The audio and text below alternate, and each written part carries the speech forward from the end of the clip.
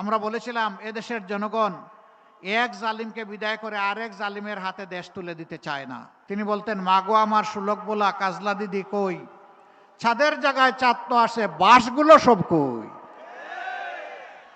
যারাই রাজা হয়েছেন আমাদের মতো ছোট ছোট মানুষগুলার ধন চুরি করে তারা ফুলে পেঁপে দৈর্ঘ্যে প্রস্থে সমান হয়ে গেছে।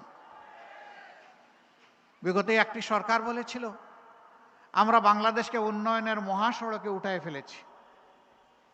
তারা বলেছিল বাংলাদেশ এখন উন্নয়নের রোল মডেল। তারা বলেছিল আমাদের দেশ হবে সিঙ্গাপুর এবং কানাডা। এগুলা তারা বলে নাই না, ঠিকই তারা উন্নয়নের রোল মডেল করেছিলেন বিশ্বের কনসেপ্ট ধারণাকে পাল্টে দিয়ে। তারা রোডের বদলে কি ব্যবহার করতেন? আরো জুড়ে বলেন, কি ব্যবহার করতেন? বাঁশ। তারা সিমেন্টের সাথে কি জুগায় দিতেন? ছাই, শালি। এইভাবে একদিকে উন্নয়ন আর একদিকে দপাস।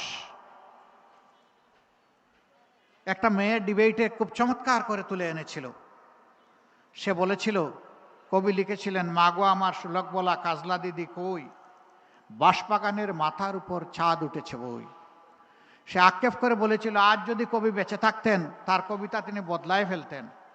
তিনি বলতেন, মাগো আমার সুলক বলা কাজলা দিদি কই, ছাদের জায়গায় চাঁদ তো আসে, বাঁশগুলো সব কই।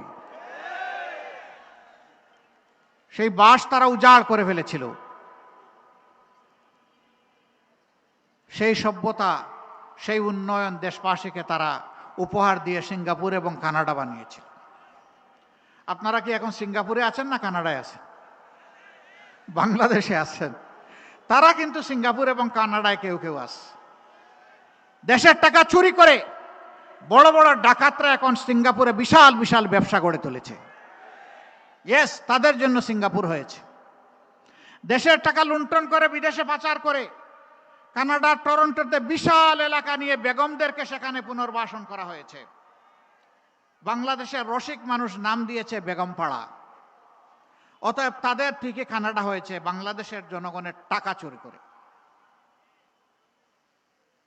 15 বছর যারা একসাথে রাজপথে লড়াই করলাম, নির্যাতনের শিকার হলাম, মজলুম হলাম, আমরা আশা করেছিলাম 5 আগস্টের পরে 24 সালে আমাদের মধ্যে আত্মপর্যালোচনা, আত্মপরিচয় আমরা খুঁজে পাব।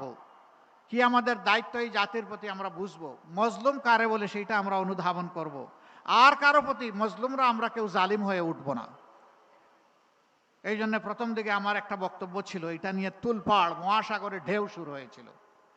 আমরা বলেছিলাম এদেশের জনগণ এক জালিমকে বিদায় করে আরেক জালিমের হাতে দেশ তুলে দিতে চায় না। আপনাদের মনে আছে? আমার এই কথা কি মিথ্যা প্রমাণিত হয়েছে? এই এলাকায় ব্যবসায়ীরা আছেন, বাড়িওয়ালারা আছেন।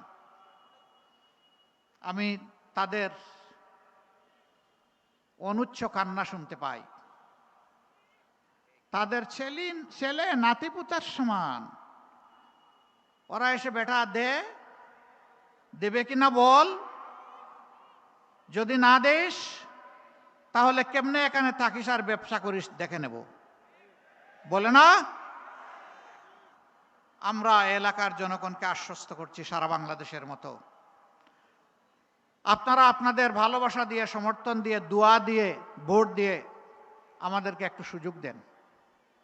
মহান আল্লাহকে ভরসা করে আমরা ওয়াদা করেছি, চাঁদা আমরা নিব না, চাঁদা নিতে দেব না। আমরা বলেছি দুর্নীতি আমরা করব না, দুর্নীতি আমরা সহ্যও করব না। আমরা এই দেশকে লুটে পুটে খাওয়ার জন্য মসনদে বসতে চাই না। আমি আমার দলের পক্ষ থেকে দায়িত্ব নিয়ে বলেছি, আমরা বাংলাদেশ জামাতে ইসলামীর বিজয় চাই না, আমরা চাই 18 কোটি মানুষের বিজয়। সে বিজয়ী হবে আমাদের বিজয় ইনশাআল্লাহ। সম্মানিত ভাইরা, এই বিজয়টা আনতে হলে আগামীতে 2টি ভোট আমাদের জন্য অপেক্ষা করছে একই দিনে, 12 ফেব্রুয়ারি। এখন থেকে মাত্র 15 দিন 16 দিন সময় আমাদের হাতে। আমি বিশ্বাস করি এই দেশবাসী, এই মজলুম দেশবাসী, তারা ইতিমধ্যে সিদ্ধান্ত নিয়ে ফেলেছেন, তারা একই গর্তে আর পা ফেলবেন না। তারা হাতের যষ্টি লাঠিটি আর হারিয়ে যেতে দিবেন না। আগামী 12 তারিখ প্রথম ভোটটি হবে ইনশাল্লাহ আজাদির পক্ষে।